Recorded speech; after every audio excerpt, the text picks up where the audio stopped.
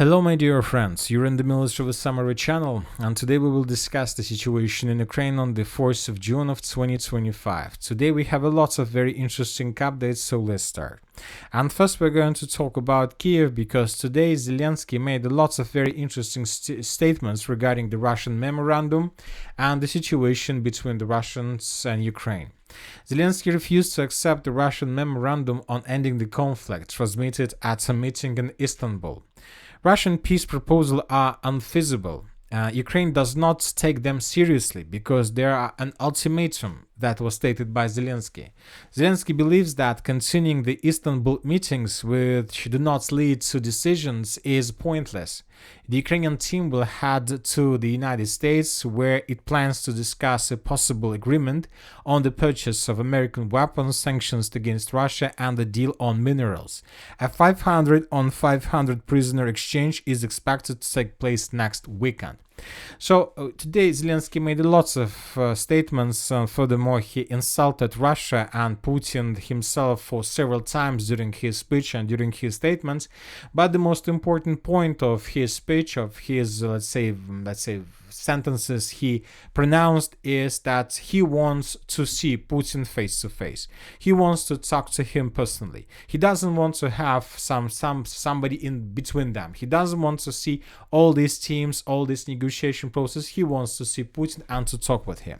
And he stated about this today several times. And furthermore, this information today was also confirmed by the Minister of Foreign Affairs.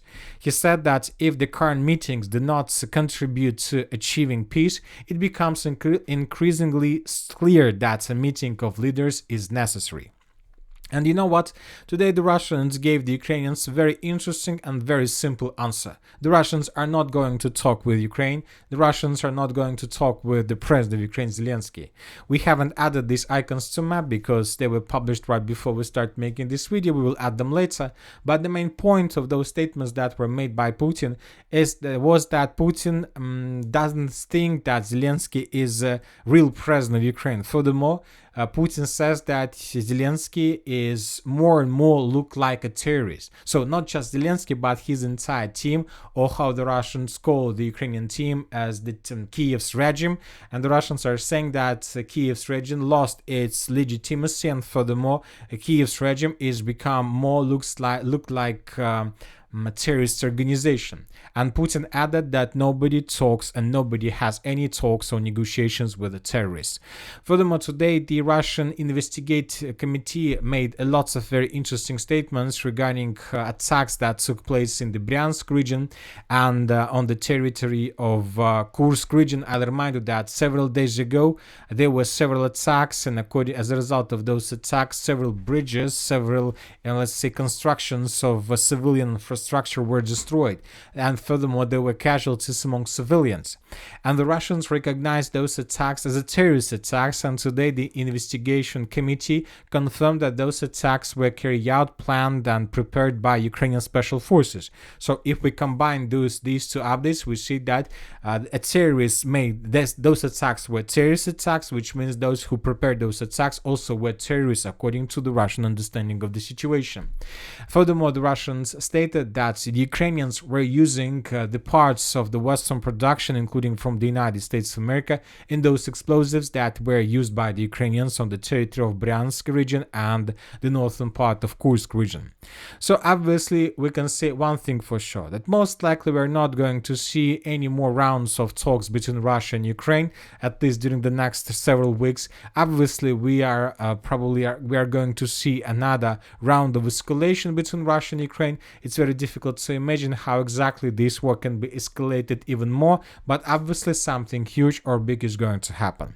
And most likely this is going to happen right after the Russians will get their answers. I'll remind you that today the Russians sent the message to the United States of America and to the United Kingdom, asking them to make their own comments regarding Ukrainian attack on the Russian strategical airfields and aviation.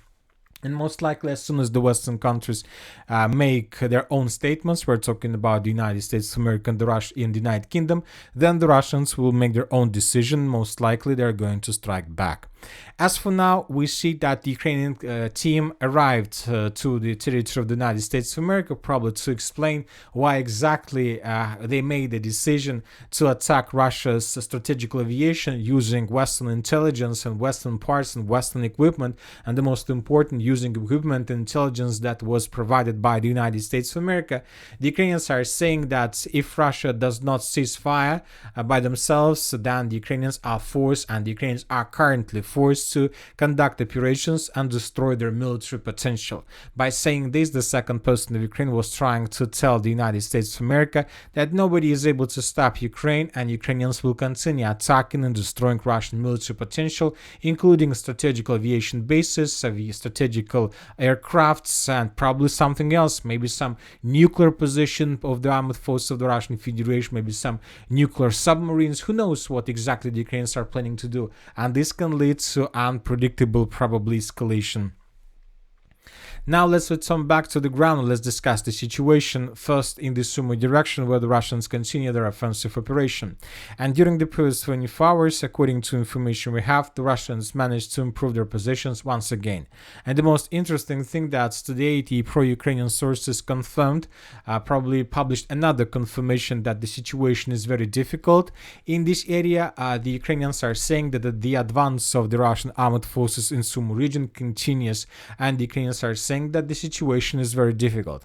As for the previous 24 hours, according to information we have, according to the Minister of Defense of the Russian Federation, the village of Kondrativka was captured by the Russians completely. The Ukrainians were forced to fall back from this area, and the Ukrainians moved in the direction of the settlement of Khotin.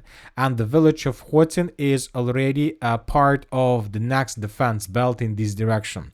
Furthermore, according to information we have, the Russians secured the village of Konstantinofka, and we expect that the Russians will continue attacks in this direction towards the village of Stepna and Yastrubina. So this will allow the Russians to increase the pressure on the Ukrainian positions from behind on those Ukrainians who are currently trying to attack and to advance in the area of the settlement of Tyotkina. We discussed the situation, the settlement today, and I still have no probably understanding what exactly the Ukrainians are trying to achieve in this area, because they are still probably, it's already third or second months in a row when Ukrainians are trying to attack the settlement of Tyotkina, but without any progress on the ground.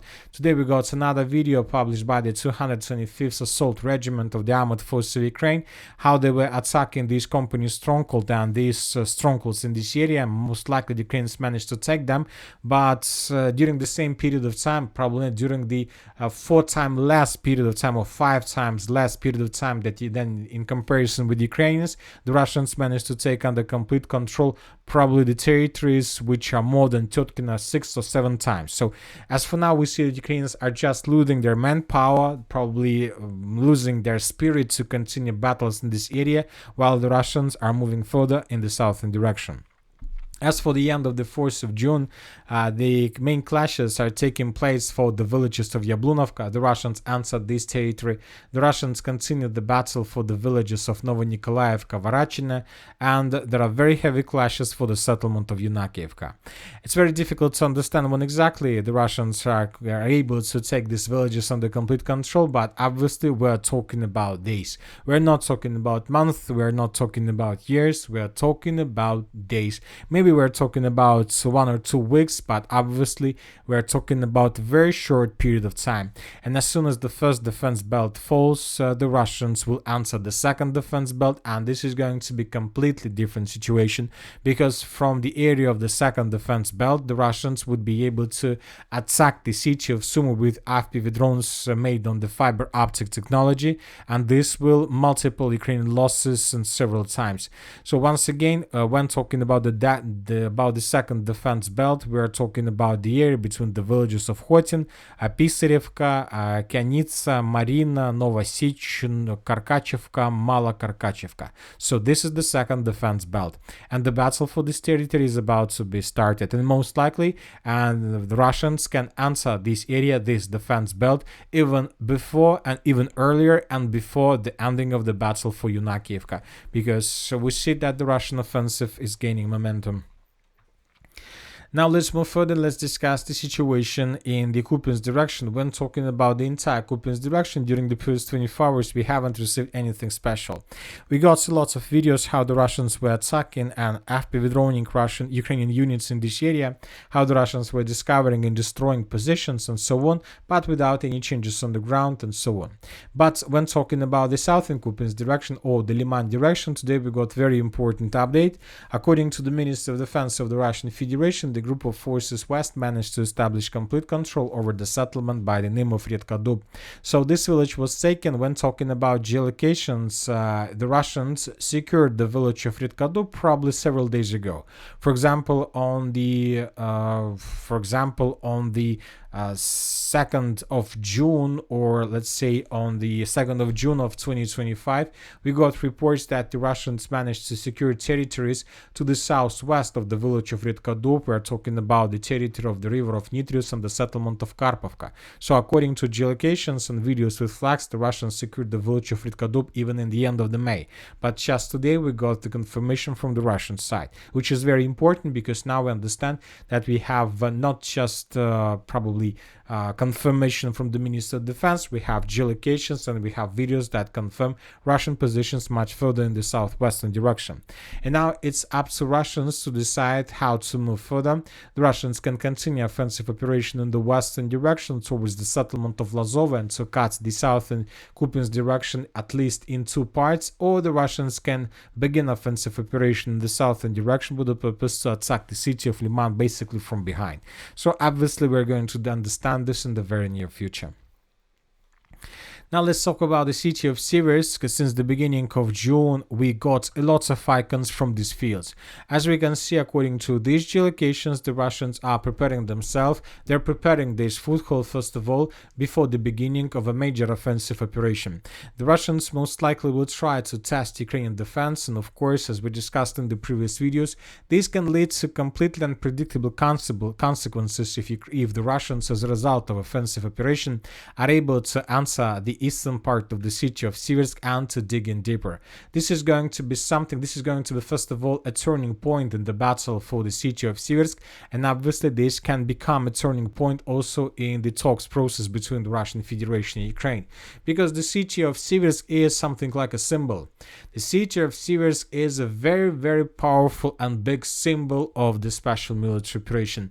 This is another stronghold that the Russians haven't been able to take under control since the 2022, but now we see that the Russians have very good cards, very good positions to continue offensive, and as we discussed, this can be a turning point in the battle. If the Russians are able to answer the eastern part of the city of Siversk, especially when talking about the area with high-rise buildings, if the Russians are able to establish a flag, this is going to be something like a huge media bomb for Ukrainians, of course, and for the Western countries. This is going to be something like a signal for the Western countries that defense of Ukraine is not just collapsing at some places. Most likely, the Ukrainian defense has already collapsed completely. So as for now, the Russians are still several kilometers from the southeastern part of Siversk. So let's wait and see what is going to be next. But once again, due to all these videos, due to all these updates, the Russians are about to begin something huge in this direction. Now let's talk about the city of Constantinovka and the Konstantinovka direction, where the Russians are advancing towards this stronghold from many directions. And first let's talk about the city of Chasiv Yar. When talking about this area, the Russians are about to finish the battle for the city completely. According to information we have, by the end of this 4th of June of 2025, the Russians have already established control for more than over 80% of the settlement. Just 20% of the city is under complete Russian control, Ukraine control, and the rest is under complete Russian control. Today we got reports from several mappers that the Russians improved their position significantly in the micro district of Shevchenka, which is already located in the southern part of the city, and the Russians improved their positions in the most southern part, the micro district Sekh number 2. So we have several changes that were published by neutral mappers, and this is, as you can see, is almost the end of the battle. well. For example, when talking about the Shevchenko micro-district, according to this situation, the Russians need to move just through another 700 meters, and this micro-district would be secured completely. When talking about the Tsech number 2 micro-district, the distance to the end of this district is less than 600 meters. And when finishing with these two micro-districts, the Ukrainians gonna have control over just two areas, the micro-district of Yuzhny and the micro-district of Zemlyanki. But something tells me that Ukrainians most likely would not be able to show any resistance to the Russians in this area.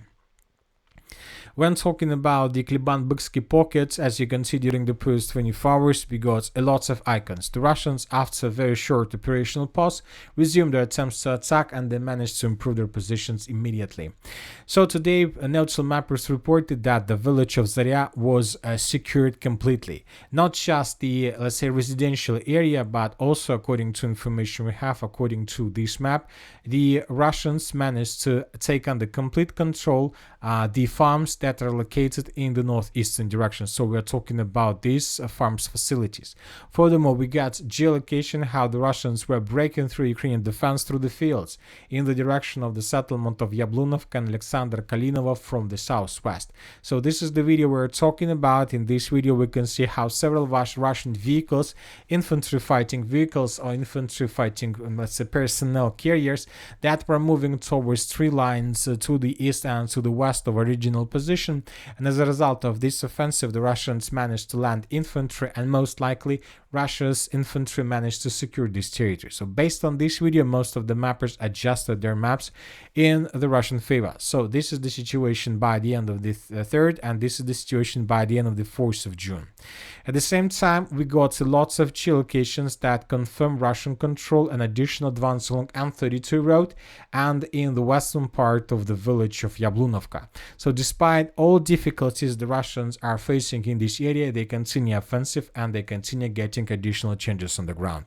Every single video from this area was published by the Ukrainian sources, and in these videos we can see how Ukrainians were attacking Russians in the western part of Yablunivka and in the vicinity of trenches to the west of Yablunivka, which means that the Russians managed to secure these territories.